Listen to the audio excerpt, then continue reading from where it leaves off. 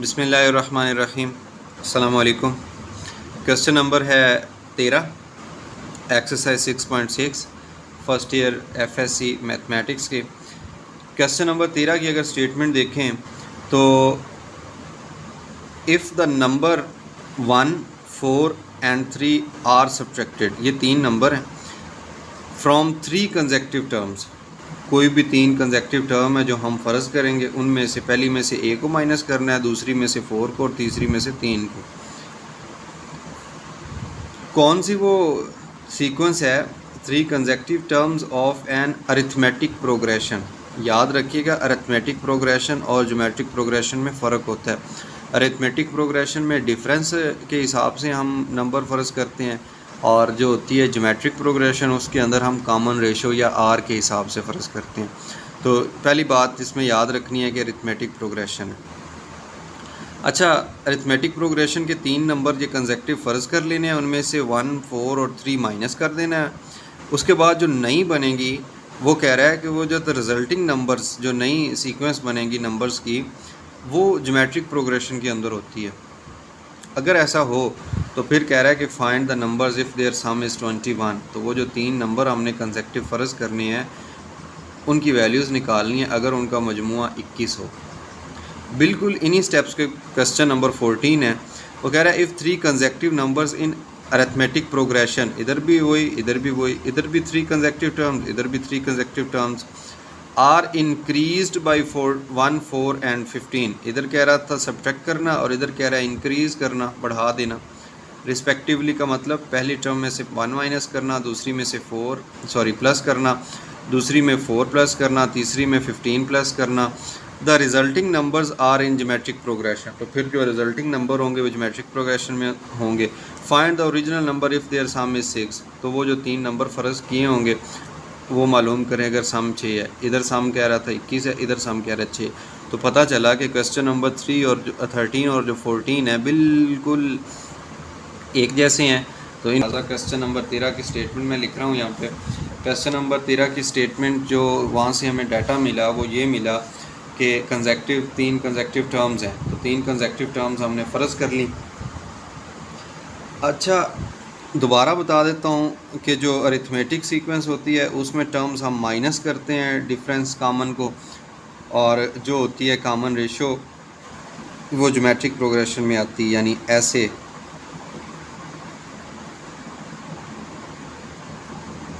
ये वाली बात हमने की थी ज्योमेट्रिक प्रोग्रेशन के अंदर डिटेल से कि आर इंट्रोड्यूस करवाते हैं, और जो होती है अरिथमेटिक प्रोग्रेशन उसके अंदर कॉमन डिफरेंस होता है। जो पहली टर्म ए फ़र्ज़ कर ली कोई भी, उससे नेक्स्ट वाली में कॉमन डिफरेंस ऐड कर दिया, पीछे वाली में कॉमन डिफरेंस माइनस कर दिया। तो ये तीन तरतीब से नंबर्स आ गए हैं। इसकी प्रैक्टिस 6.4 में भी कर चुके हैं कि वहाँ पे अरिथमेटिक मीन था ऑड नंबर की, 3 नंबर्स की, और 5 नंबर की भी थी, 4 नंबर की भी थी अरिथमेटिक मीन, हमने वहाँ पे बनाई, उसको सॉल्व किया। बिल्कुल उसी तरह से 3 फ़र्ज़ कर लिए हैं। अब 3 के बाद हम कंडीशन देखते हैं कि उसने क्या कहा। वो कहता है कि 1, 4 and 3 are subtracted from this arithmetic progression. इसमें से 1 को माइनस कर दिया, दूसरी में से ए में से 4 को माइनस कर दिया, और ए प्लस डी में से 3 को माइनस कर दिया। जब इसको माइनस करके हमने लिखा तो ये जो अब टर्म्स बन गई हैं, ये पहली टर्म बनी, ये दूसरी बनी, ये तीसरी टर्म बनी। अब ये जो 3 टर्म्स हैं ये ज्योमेट्रिक प्रोग्रेशन के अंदर हैं। अगर ज्योमेट्रिक प्रोग्रेशन के अंदर हैं तो फिर तो इनका जो डिफरेंस है, इनकी जो कॉमन रेशो है, अगर ज्योमेट्रिक प्रोग्रेशन में है तो फिर तो इनका जो कॉमन रेशो है वो सेम आनी चाहिए। यानी कि a-4 को अगर हम इस पे डिवाइड करें और इस a+d-3 को a-4 पे डिवाइड करें तो जो रेशो इन दो की आए वही रेशो इन दो की आनी चाहिए। तो हम बिल्कुल ज्योमेट्रिक प्रोग्रेशन की जो प्रॉपर्टी है उसको यूज़ करते हुए ये मैंने नीचे लिख दी कि अगर ज्योमेट्रिक प्रोग्रेशन है तो फिर तो a-4 ओवर a-d-1 ये बराबर होगा a+d-3 ओवर a-4, ये दोनों बराबर होंगे। अब हमने देखा कि इसके अंदर तो अननोन आ रहे हैं, ए भी अननोन है, डी भी अननोन है, ए और डी 2 अननोन है, ए और डी 2 अननोन है, बाकी ये कांस्टेंट्स हैं। अभी हम मोटो हमारा ये है कि ए और डी की वैल्यू फाइंड आउट करना, जबकि जो कंडीशन नंबर 2 थी उसको तो हमने यूज़ कर लिया कि ज्योमेट्रिक प्रोग्रेशन बन रही है। उसके बाद उसने एक और बात भी की थी जो इधर रेड कलर में मैंने लिखी है, कि वो कह रहा था कि कंडीशन ये भी है कि जो सम है ना उन अरिथमेटिक जो प्रोग्रेशन आपने 3 फ़र्ज़ की हैं उनका जो सम है वो 21 है। तो ये है a minus D plus A plus D, तीनों को जब सम की फॉर्म में लिखा तो ये माइनस डी था, ये अपने इन्वर्स के साथ रेटिव इन्वर्स के साथ कैंसिल होगी, ये ऐड होके a प्लस ए 3a बन गई इक्वल टू 21। यहाँ से जब सिंप्लीफाई किया तो a की वैल्यू आ गई 7। हमें कुछ हौसला हुआ कि ये जो हमने इधर कॉमन रेशो निकाली थी 2, उसमें कम से कम a की वैल्यू तो हम 7 पुट कर सकते हैं ना। यहाँ पे हमने a की वैल्यू 7 रिप्लेस कर दी, ऊपर की तो बन गई 7 माइनस 4, नीचे पुट की तो 7 माइनस डी माइनस 1, इधर पुट की तो बन गया 7 प्लस डी माइनस 3 और 7 माइनस 4। ऊपर वाली टर्म में से हमने माइनस की 7 4 को माइनस किया तो बाकी 3 रह गया, इधर 7 में से 3 गया बाकी 4 रह गया प्लस डी, नीचे 7 माइनस 1 6 आ गया और माइनस का डी, 7 माइनस 4 ये 3 बन गया। अब इधर भी डी है इधर भी डी नज़र आ रहा है तो हम इनको क्रॉस मल्टीप्लाई करवा देते हैं। एक साइड पे बन जाएगा 3 ज़रब 3 9 और दूसरी साइड पे 6 माइनस डी 4 प्लस डी से मल्टीप्लाई हो जाएगा। इनकी मल्टीप्लिकेशन देखते हैं कि 4 प्लस डी को हमने एक साइड पे मल्टीप्लाई किया 6 माइनस डी के साथ तो इक्वल आ गया 3 इंटू 3 9 के। अब ये मल्टीप्लाई हो रही हैं तो जब 4 को मल्टीप्लाई किया 6 से बन गया 24, 4 को मल्टीप्लाई किया डी से माइनस 4d, फिर d को किया 6 से मल्टीप्लाई तो 6d और d को मल्टीप्लाई किया d के साथ तो plus minus minus d square equal to 9। इसको थोड़ा सा पहले अरेंज करते हैं फिर उसके बाद देखते हैं कि ये क्वाड्रेटिक इक्वेशन कैसे सॉल्व करनी है।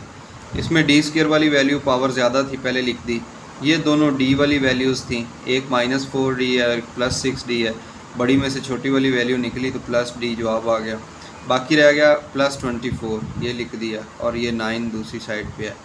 अभी हम देखें कि ये प्लस 9 है और ये 24 दो कांस्टेंट हैं, इधर वाला प्लस 9 जब हम दोनों साइड पे माइनस 9 करेंगे तो 24 में से 9 माइनस होंगे तो बाकी 15 रह गया, minus d square plus 2d plus 15 रह गया इन दो की सब्ट्रैक्शन के बाद इक्वल टू 0। अब ये क्वाड्रेटिक इक्वेशन है लेकिन डी स्क्वेयर के साथ माइनस आ रहा है तो माइनस नहीं होना चाहिए पहली वैल्यू के साथ, क्योंकि हमने सिंपल करना है तो फिर हमें कॉम्प्लिकेशंस होगी। तो माइनस कॉमन लेके हमने दूसरी साइड पे डिवाइड कर दिया 0 के साथ तो वो ख़त्म हो गया, बाकी रह गया d square minus 2d minus 15 equal to 0। तो ये वो क्वाड्रेटिक इक्वेशन बन गई है जो d के रिस्पेक्ट बनी है। अगर हम इसको सॉल्व कर लेते हैं तो हमें d के 2 जवाब मिल जाएंगे। सारी equation D square minus 2d minus 15 को उठाया मैंने और मैंने इस साइड पे लिख दिया। अभी 2 नंबर ऐसे लेने हैं फैक्टराइजेशन मेथड में कि उनको ऐड करें तो -2 बने, मल्टीप्लाई करें तो -15 बने, और 2 नंबर ऐसे हमें कौन से मिलेंगे 5 और 3 की मल्टीप्लिकेशन 15 होती है और अगर 5 हम माइनस का ले लें तो इसमें से 3 माइनस करेंगे तो -2 आ जाएगा। अभी इनमें से d कॉमन आ रहा है, d को बाहर कॉमन लिखा, बाकी रह गया d और ये रह गया -5। इन दो में से 3 कॉमन आ रहा है प्लस के साथ तो बाकी रह गया d -5 इक्वल टू 0 और फिर पूरी ब्रैकेट d -5 कॉमन आ रही है, पूरी ब्रैकेट को बाहर लिख दिया, अंदर रह गया d + 3। अभी या तो d -5 इक्वल 0 है या d + 3 इक्वल 0 है। अगर तो d -5 इक्वल टू 0 है तो वहाँ से d की वैल्यू 5 निकलेगी और अगर d + 3 इक्वल 0 है तो -3 निकलेगी। अब d की 2 वैल्यूज़ आ गई हैं, एक दफ़ा 5 है दूसरी दफ़ा -3 है, जबकि a की वैल्यू 1 ही निकली थी और वो +7 थी।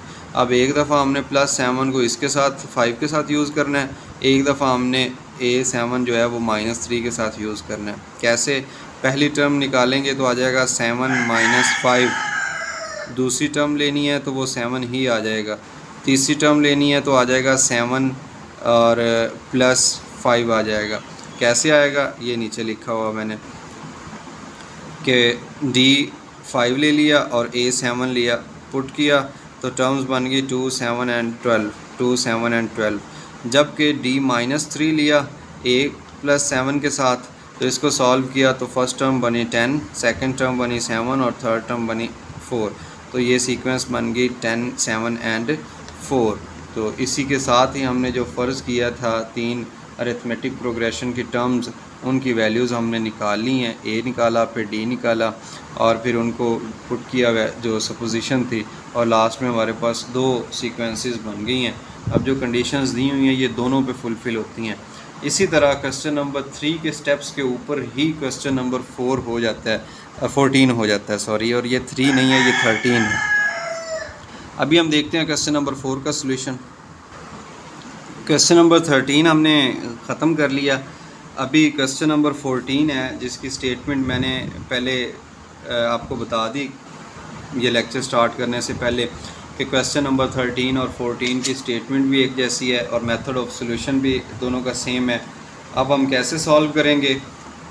सबसे पहले तो लिख देते हैं ना कि उसने 3 कंसेक्यूटिव टर्म्स हमें कही हैं, और किस चीज़ की कही हैं? अरिथमेटिक प्रोग्रेशन की। अरिथमेटिक प्रोग्रेशन जब भी आएगा तो उसमें हम डिफरेंस लेते हैं। तो हमने 3 जो टर्म्स थी a माइनस डी, a और a प्लस डी इंट्रोड्यूस करवा दी। नेक्स्ट उसमें कंडीशन ये थी कि 1, 4 and 15 are added in each term. पहली टर्म में अगर हम 1 ऐड कर दें, दूसरी में हम 4 ऐड कर दें, तीसरी में हम 15 ऐड कर दें, तो ये नई जो बन जाएगी a minus D plus 1, a plus 4, a plus D plus 15। ये जो नई ज्योमेट्रिक ये जो सीक्वेंस बनी है, इसके बारे में वो कह रहा है कि ये जो सीक्वेंस है ये ज्योमेट्रिक सीक्वेंस है। तो ज्योमेट्रिक सीक्वेंस की तो एक ही शर्त होती है कि उसका कॉमन रेशो सेम होनी चाहिए।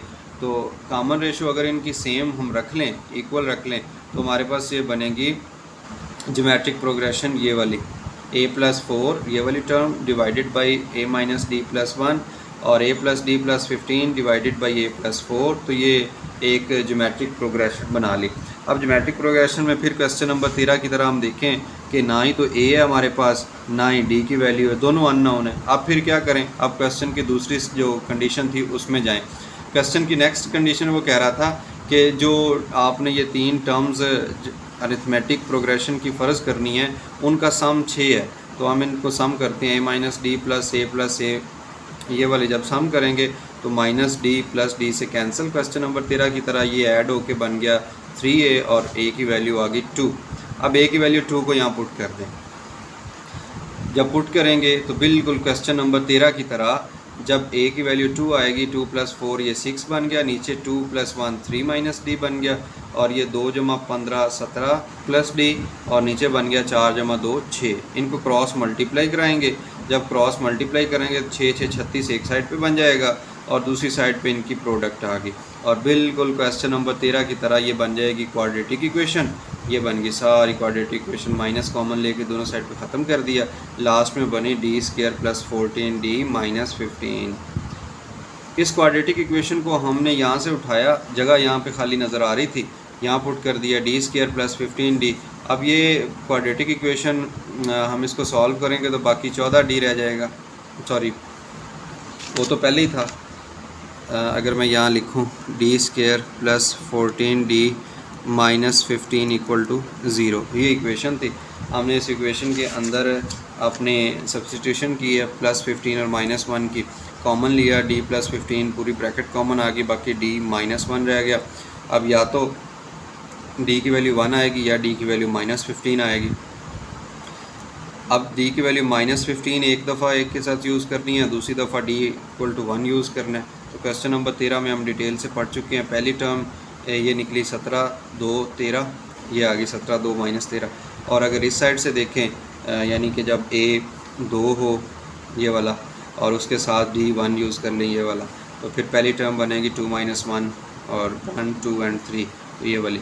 अब ये ऐसी 2 अरिथमेटिक सीक्वेंसेस आ गई हैं कि जिनके ऊपर क्वेश्चन नंबर 14 की स्टेटमेंट सारी की सारी जो है वो सेटिस्फाई हो रही है। सो हम कह देंगे कि यही वो नंबर हैं जो हमें रिक्वायर थे। इसी के साथ ही क्वेश्चन नंबर 14 भी कंप्लीट हुआ और एक्सरसाइज 6.6 भी कंप्लीट होगी।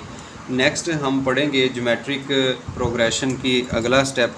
जैसा हमने पढ़ा ज्योमेट्रिक प्रोग्रेशन की nth टर्म कैसे फाइंड करनी है और उसके अंदर अरिथमेटिक प्रोग्रेशन हमने पढ़ी पहले, उसमें एक था अरिथमेटिक मीन, यानी कि दो नंबर्स थे, उनके सेंट्रल वैल्यू अगर आपने फाइंड करनी हो।